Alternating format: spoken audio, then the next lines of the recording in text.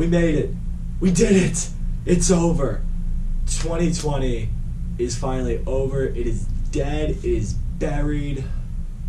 Oh, thank you, God. Thank you, God. You know, I was so afraid this day would never come, guys, but it's here. 2020, the worst year I have ever been a part of in my life, is over.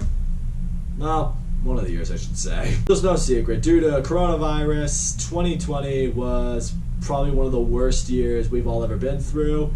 We've been forced to stay home. We've been denied to see our families, our friends, to go to the places we love. If you're a movie buff like me, I think this year's really taking a toll on you. Movie theaters straight up got shut down. I was honestly going insane. But now that 2020's done, it's time for me to give you guys my list for the top 10 best movies of 2020. You know, you all might be shocked that I'm making this video. Well, it turns out, even though I didn't see a whole lot of movies out there, I did see enough to make what I think is actually a justifiable top 10 best list. But before I give you guys my list, once again, gotta make some quick pointers. The first point is, even though there were a very limited number of movies that actually got released this year, I still did not see every movie that got released in 2020. I haven't seen Promising Young Woman, I haven't seen News of the World. You know, some of them either got released in theaters, but where I am, theaters aren't all open right now, or maybe they're on a streaming service that I'm not subscribed to.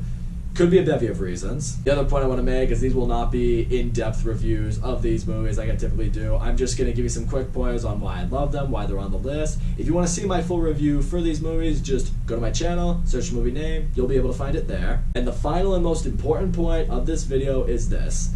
This is my personal list. This is going to be very subjective and completely biased. If there's one time every year where I get to be that, it is a top 10 best list, which means you are going to disagree with me at some point on this list. It is completely inevitable. At the end of the day, we're all different people with different opinions, and this is where I can express mine. With that being said, let's get right into it.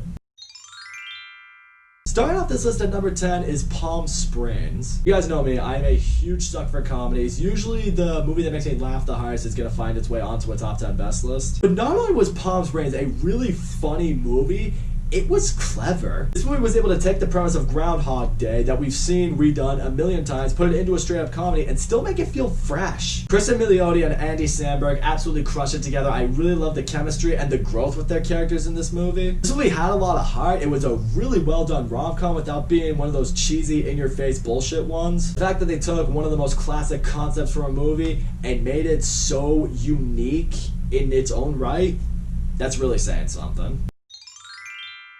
Next on the list at number 9 is another Hulu original, and that is Run. Run is kind of the polar opposite of Palm Springs. It's a really dark, thrilling mystery, but it is great. Sarah Paulson plays one of the most creepy, disturbing characters I've seen in a movie in I can't even remember how long. The daughter in this movie, played by Kira Allen, I haven't seen her in a whole lot, but I really hope she gets more work because she absolutely crushed it in this movie. This movie's really disturbing, it's very unsettling, but I really like the mystery in this movie, seeing how everything unfolds, seeing the dark secrets behind this family. And between this movie and Searching, Anish Chaganty has officially established himself as one of the directors you need to watch out for, especially when it comes to mystery thrillers. It might have been a down year for movies in general, but Pixar really crushed it this year, because at number 8, we got Onward. Onward is just a really good animated movie that really touches on the morals that I think we all need in our life. This movie just touched on family, being able to let go, looking back on your past, not living in the past. Tom Holland and Chris Pratt both crushed it in the voice acting of this movie. I loved their portrayal of these two brothers. I love how this movie takes place kind of in, like, medieval, I can't even really say medieval, like, I don't know, this fantasy world where these elves and gargoyles and these, you know, creatures all just live like normal people, and how magic is used in this movie. It gave us a surprisingly unique and interesting parallel to what the real world is kind of like these days. This movie had funny, it had heart. If you have siblings, I think you should be required to see this movie with them. Might bring for some good old bonding. Number 7, some people kind of saw as a mixed bag. I really thought this movie was awesome. Let Him Go. Let Him Go felt like one of those low-budget drama westerns that's kind of meant to be a slow burn, that's going to get a lot of buzz at the Oscars. Granted, the Oscars is going to be a thing this year. As far as I know, it will be, but it did feel like kind of one of those maybe like, you know, not really indie films, one of those films that doesn't really get a wide release, but you know, due to COVID, they decided to give it a wide release. I'm really glad they did because I really dug the shit out of this movie. Kevin Costner and especially Diane Lane were unbelievable in this movie. I think she in particular gave one of the best performances I've seen of her in a while. I think this movie really touched on the sensitive subject matter of family loss and spousal abuse. I've seen the determination of these two grandparents who are trying to rescue their grandson from this insane, abusive, deranged family that's going to set him on a really dark path. You could cut the tension in this movie with a knife, and the ending of this movie, the final 10 minutes, had me on the edge of my seat. I couldn't even breathe. Is the movie a little slow? It definitely is, but you can't deny it is intriguing as shit. You can be slow, as long as you can keep me hooked, that's what's important, and this movie did that.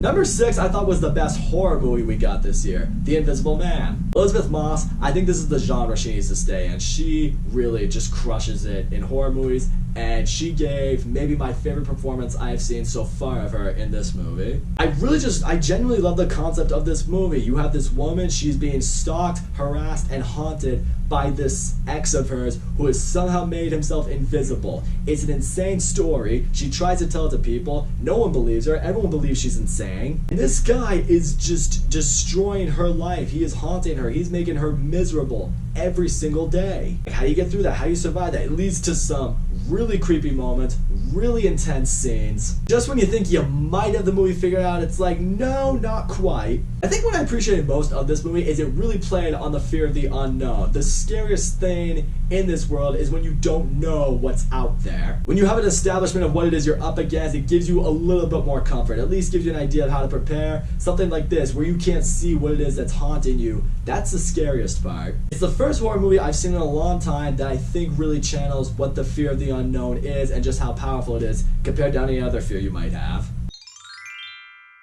At number 5, we have what was my most anticipated movie of the year. I'm so happy it didn't end up getting delayed. That's Tenet. Christopher Nolan, I mean, what can you say about him? He is one of the greatest directors of all time.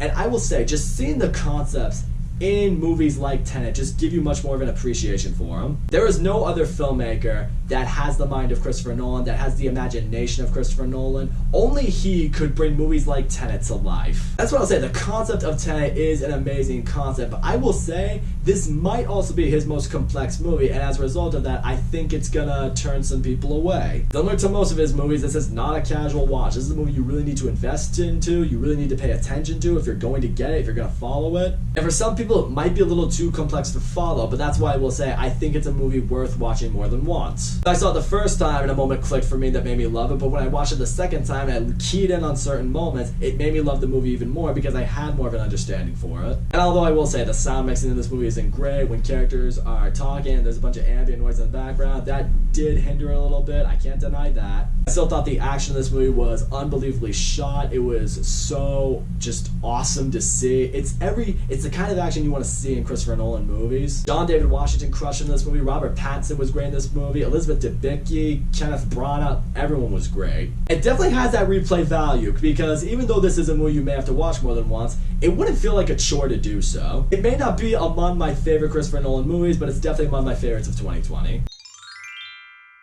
At number 4, we got what was easily, without a doubt, my favorite performance of 2020, and that occurred in Ma Rainey's Black Bottom. Ma Rainey's Black Bottom, albeit, is a very simple movie. I mean, you have this singer with her band, they're having a recording session in this studio, and that is the only place it takes place over the course of the movie. But this is not a movie that you watch for the story or for the history or anything like that. This is a movie you need to watch for the performances because they are unbelievable. First of all, Viola Davis, is she ever not great? And her makeup, I didn't recognize her for 1 second. She really did look like the mother of the blues. I really liked her voice too. I don't know if that was her actual singing, but if it was, more power to her. On some real shit though, Chadwick Boseman, it's such a tragedy that he's gone, but he gave, without a doubt, the best performance of his career.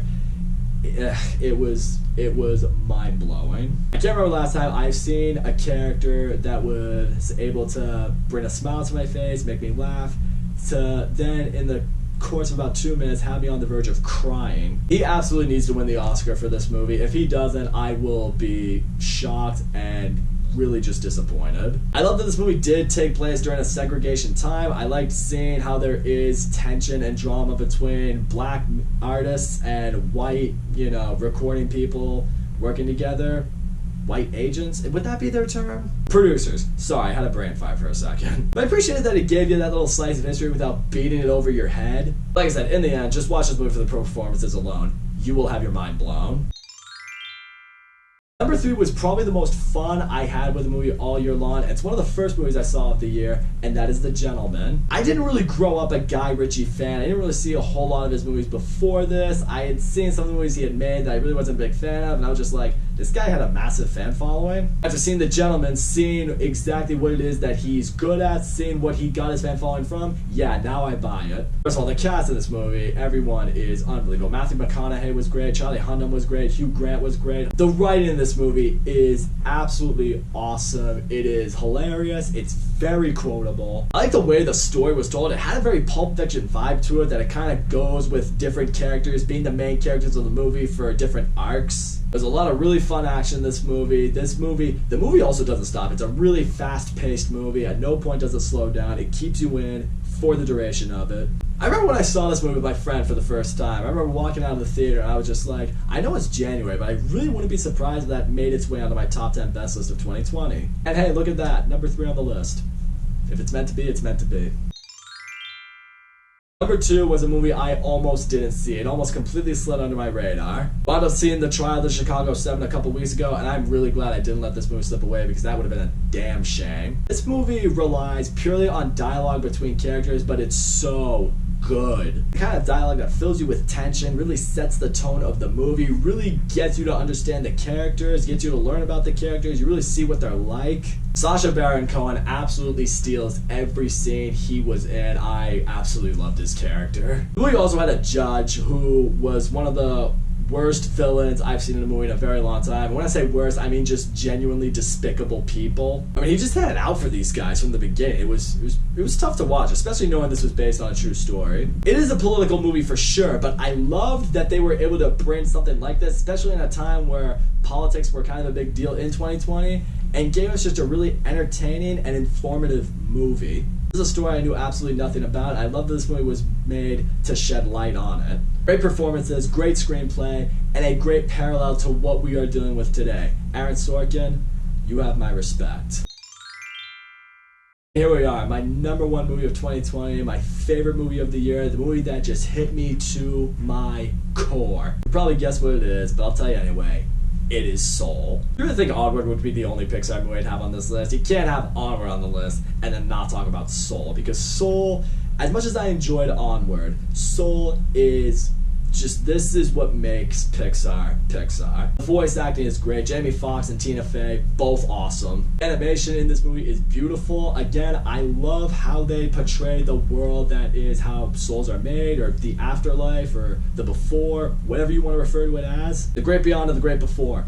It was amazing. It was genius. I love how they portrayed it. This movie has really good humor, a really deep message that definitely will hit everyone who watches it. But what I appreciated the most about this movie is that I feel like this was an animated movie that was made for adults. This is probably Pixar's most mature movie, and I appreciate that so much. Like, kids will probably watch this movie and not really enjoy it, and that's okay. Because in a movie like this, to connect with its characters, to connect with its story, you need to have gone through, life. We all have dreams we pursue. We all have pasts that have shaped us into who we are. We all have a life, but sometimes we all question, are we truly living it? It has some of the most deep philosophical lessons and meanings I've ever seen in a movie. It's the type of movie you watch it, and by the time it's over, you feel a bit awakened, you feel enlightened, you just feel fresh. I've been thinking about this movie every day since I've seen it. I've looked at some theories about it, I've looked at some perspectives on it. It's only made me love this movie even more and appreciate it more.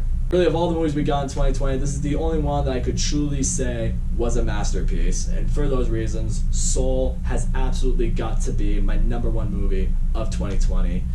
Thank you, Soul, for giving me hope. There you go. That's my list for the top 10 best movies of 2020. Thank you guys for sticking by me through a crazy year. Again, hopefully 2021 will be better. Stay tuned later on this week when I give you guys my list for the worst movies of 2020. Yep, there's a list coming for those too. Get ready for that. But for now, that's all I gotta say. So thank you guys so much for watching. Don't forget to leave a comment. Let me know what your thoughts were on my list, whether you agree or disagree. But more importantly, what were your favorites of the year? I always like to hear from you guys. Feel free to tell me what it was that you enjoyed. Also, don't forget to leave a like and subscribe, and I'll see you all next time.